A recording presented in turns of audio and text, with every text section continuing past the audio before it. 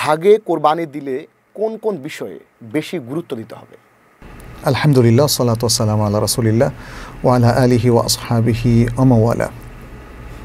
প্রথমত, ভাগে কোরবানি দেওয়া এটা শরীয়তসম্মত।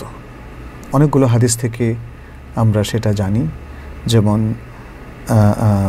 জাবের রাদিয়াল্লাহু তাআলা যে হাদিস, হজের উপর অনেক বড় বিশাল হাদিস, সেখানেও এসেছে যে নবী সাল্লাল্লাহু আলাইহি ওয়াসাল্লাম হুদায়বিয়ার সময় উটের এবং গাভীর মানে যে অংশ, সেটা 7 জনের পক্ষ থেকে তিনি যথেষ্ট বলেছেন যে আমরা উটকে কোরবানি করতাম 7 জনের পক্ষ থেকে, গরু কোরবানি করতাম 60 জনের পক্ষ থেকে। তাহলে বোঝা গেল গবাদি পশুর মধ্যে যে 3টা শ্রেণী আছে, একটা হলো ছাগল বা ছাগলের যত শ্রেণী আছে সেক্ষেত্রে একজনের পক্ষ থেকে একটা, আর গরু বা গরু জাতীয় যেমন মহিষ এবং ওট, এ দুটো একটা প্রাণী 7 জনের পক্ষ থেকে করা যাবে। কোন কোন জিনিসগুলো আমাদের এখানে দেখা উচিত এই ব্যাপারে আসলে এই জায়গায় শরীকদের মানে কমন কি কোনো ক্রাইটেরিয়া আছে যেগুলো খুবই জরুরি? ওলামায়ে কেরামের ডিসকাশন থেকে আমরা দেখি যে না, এমন কোনো জরুরি খুব বেশি ক্রাইটেরিয়া নাই। কেন বলছে কথা? যেমন প্রশ্ন আসে, একজন লোক তার নিয়তটা অত পরিষ্কার না, অন্যরা যেমন খুবই মুখলেস, আরেকজন হয়তো গোশ খাওয়ার জন্যই সে কোরবানি করছে, অন্যরা আল্লাহকে খুশি করার জন্য কোরবানি করছে। এই যে দুরকম যে হয়ে গেল, সেক্ষেত্রে কি যিনি মানে মনে করেন যে তিনি ইখলাসের সাথে কোরবানি করছেন, তার কি কোনো সমস্যা হচ্ছে তার কোরবানির? না, কোনো সমস্যা হচ্ছে না।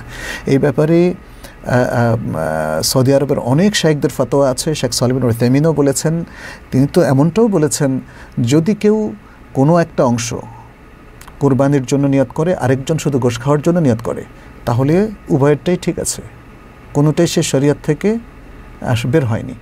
এবং যিনি কোরবানির জন্য করেছেন তার কোরবানি ঠিক হবে, আর যিনি গোশ খাওয়ার জন্য করেছেন তারা সওয়াব হবে না, সেটার কোরবানি হবে না, তার অংশটা, ওইটা তার সমস্যা, তার অংশ থেকে। জি, ঠিক একইভাবে তাদের ইনকামের মধ্যেও যদি কারো কোনো সমস্যা থাকে, তাহলে সেটা তার অংশের উপর প্রভাব ফেলবে, গোটা কোরবানির উপরে প্রভাব ফেলবে না।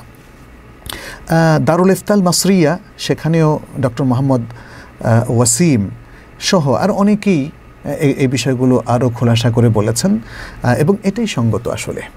কারণ লা তাজিরু ওয়াজিরাতুন উযরা উখরা, একজন আরেকজনের পাপকে কিন্তু বহন করবে না, একজন আরেকজনের ত্রুটিকে কিন্তু বহন করবে না।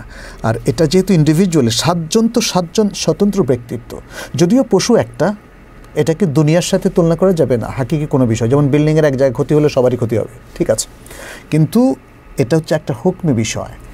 গরুর দেহের কোনো সমস্যা এখানে হচ্ছে না, এখানে সমস্যা হচ্ছে নিয়তের।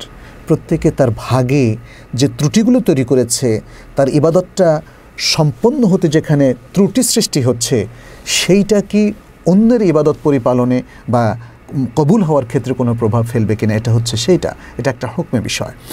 ইসলাম স্পষ্ট করে দিয়েছে, একজনের পাপে অন্যজন ক্ষতিগ্রস্ত হবেন না, একজনের ত্রুটিতে অন্যজনকে ধরা হবে না, একজনের দায় দেনা অন্যের উপর চাপিয়ে দেওয়া হবে না। ফলে কোরবানির ক্ষেত্রে আমরা আমাদের বড় বড় শাইখদের, দারুল ইফতা সহ আরও অন্য বড় বড় যে ফিকহ ফোরামগুলো আছে, সেগুলোর ফতোয়া থেকে আমাদের কাছে স্পষ্ট হয়ে যায় যে এতে কোনো সমস্যা হবে না। যদি শরীকদের অন্য কারো কোনো ব্যক্তিগত সমস্যা থাকে, তার নিয়তের সমস্যা থাকে, অথবা তার অর্থের ইনকামের উপার্জনের মধ্যে কোনো সমস্যা থাকে, তাহলে যার ইখলাস আছে, যার উপার্জন হালাল, এবং যিনি সত্যিকার অর্থে কোরবানি আল্লাহকে খুশি করার জন্য করছেন, তার এই আমল কবুল হতে এগুলো কোনো বাধা হয়ে দাঁড়াবে না।